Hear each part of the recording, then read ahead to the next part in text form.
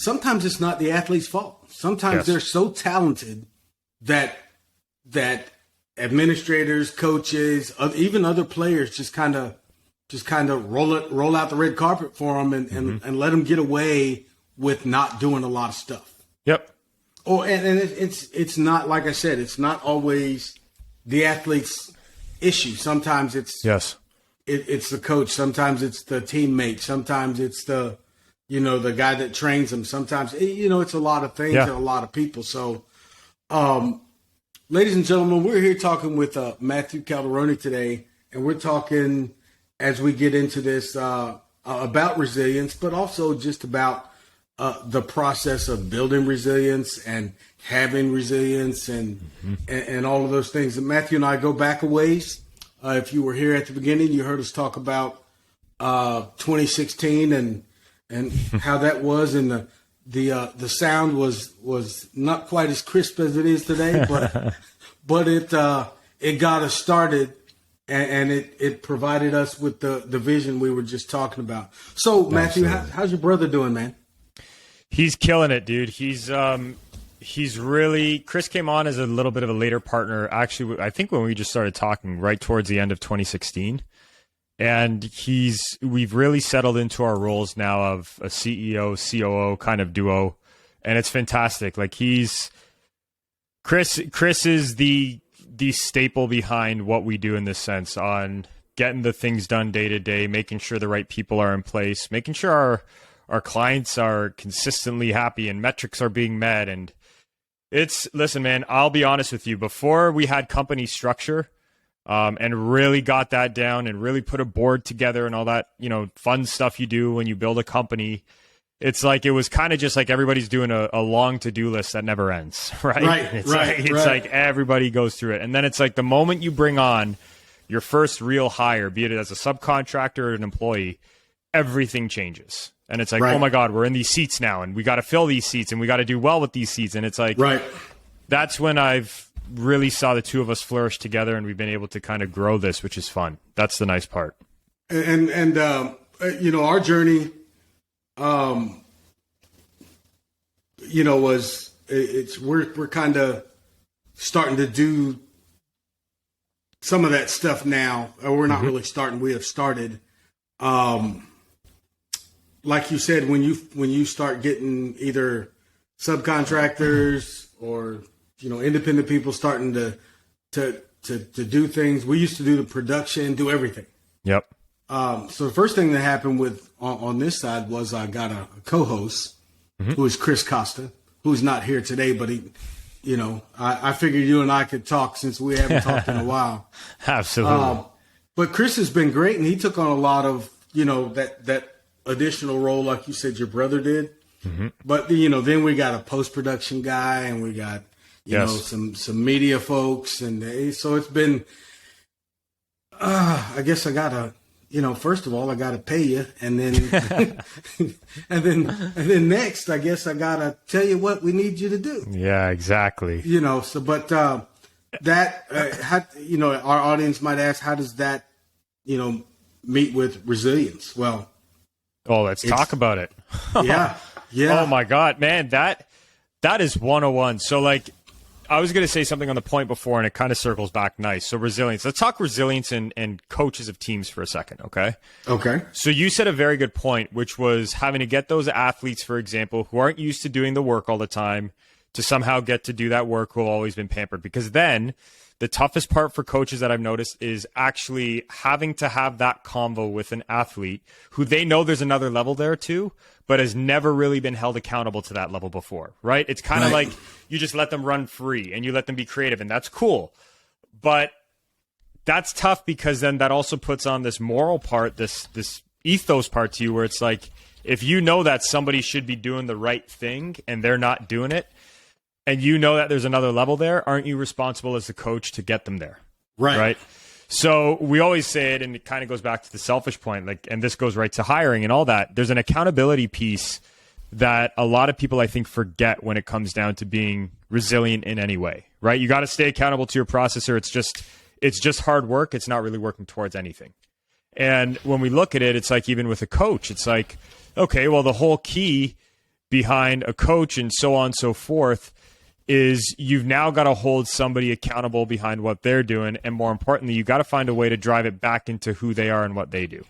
Right. So it's tough, man, because you're bringing people back to being selfish. But, you know, again, if you can show somebody that there's something going on and it works in their favor and you're holding them accountable for them to make more money or be more successful or whatever you decide that value number is, then you can really do it.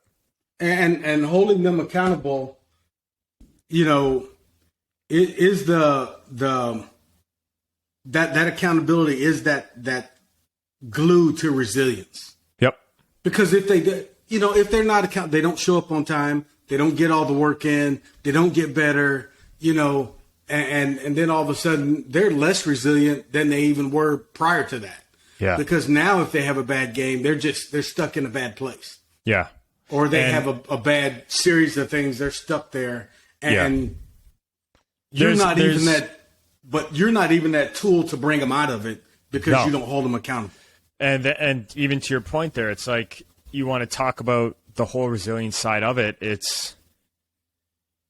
Listen, man, it's tough to have to show people how they can adapt if they don't trust you. Right. And it's like, if you're going to tell them, hey, listen, you had a bad performance, but we can get through it. You tore your knee, but you can come back from this. You did do this, but you can't come back from that. If there's no trust factor there, if there's no long term, if there's no big picture, if there's no, hey, this guy actually has the best interest is for me out there, or this gal has the best interest for me, it's never going to work. And then the accountability piece kind of just breaks.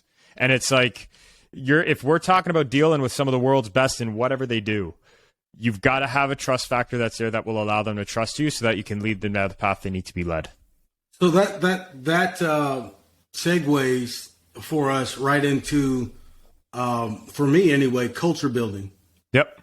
And culture building in sport, culture building in your gym, culture building in your business, your family, your training session. It's if I'm going to work with you as the guy who's supposed to be getting you ready, but all I got is negative stuff for you, negative, you know, you're not going to trust me. Yes. Because you can't be. I know as an athlete way back in the day, I was like, dang, I can't be wrong all the time. When, you know, I'm looking at this and you know, I'm getting my butt chewed, but you know. Yeah.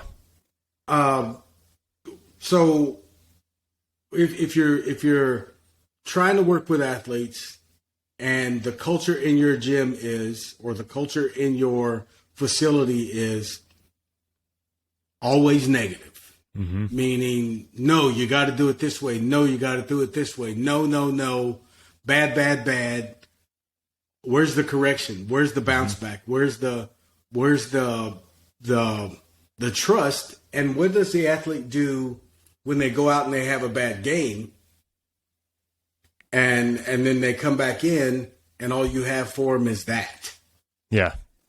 So it's funny that you say that too, because it's like, even going to that with the coaches, you know, if there's one thing that I've noticed, especially when working with athletes and top ones and so on, I think sometimes coaches forget that we're just a part of the process, no matter who we are as a coach, right? Right. It doesn't matter if you're a physical coach, mental, relationships, lifestyle, whatever coach you're brought in to do. And it's funny because I've noticed this happening a lot as of late, where it's like, oh, this one thing moved me forwards dramatically. And it's like, well, let's look at that for a sec. Like, maybe physically you felt fantastic, but mentally, did you feel good? Energy, did you feel optimized? Did you feel like your relationships are loving? Do you feel like you have a fulfilled life? And I know that's kind of the existential stuff we don't love to talk about, but the truth of the matter is, I've never seen a high performer be able to do something for a very long time if they don't have that holistic approach to what they're doing. And it even goes right back to the gym approach, like you said, of negative. It's like, if you can remove that, I always have to be right, and I have to be the one that shows them the right way, instead of being, hey, I just got to be here to make sure this individual in front of me gets a little bit better. The service becomes way better, number one, as a business owner, if that's the case. The service to the client in helping them in performance becomes better. And most importantly, you're not breaking a trust factor with them, because it is true. Nobody wants to train with a negative individual. No one wants to have tough combos all the time, even though we have to as leaders. Doesn't mean that our people want to. Not even close. And there's ways to have those tough conversations with those athletes that are struggling, or even those ones that need to give you more because it's there, but just haven't ever been told that that's the expectation. Yeah. And it's funny you say that too, because we always bring it back to something we teach our coaches, even that we hire. Like, we're bringing in Mala team coaches now and training them. And it's like, so what's the number one thing we start with? Well, it's one of our main teachings. You pull out of people, you don't push them. There's a big difference, right? Pulling out of somebody is saying, hey, you know what? I'm going to sit down with you for 40 minutes and I'm going to ask you, what do you really, really want with your sport? What's the end result you want? What's the picture perfect world? Okay, that's your vision. Where do you see me fitting in here to help you get there? Okay, that's what you need from me? Great. The next part becomes then, every time, do you give me permission to hold you accountable to that vision and who you want to be? Yes, I do. Done. Now, instead of saying, you need to push harder in the gym, it's, hey, you really want to be a difference maker? Do you really want to be one? Yeah, I do. Okay, great. Can I give a suggestion? Absolutely. I think you need to push harder here. And it's like, that's a completely different framing and perspective of a question than you got to go harder. No athlete wants to be pushed harder. They want to be told to work harder. There's a difference. Yeah. Right? It has to be, they have to be part of the process. Yep. I used to walk in to a place where, the guy I was working with, he said, all these guys need to do, just give them the plan. I said, hold on. Just give them the plan? Yeah, we make the plans here and we just give them the plan and they execute. I said, hold on, wait a minute. How about this? We sit down with them and develop a plan, as opposed to just giving them something to do. Yep. And they it's because I had the hardest time when I walked in there trying to figure out why so many people kind of stood around and didn't really, there was no energy in the place. Well, they weren't part of it. Yep. They were just told to do something. They would go through it, look kind of mechanical.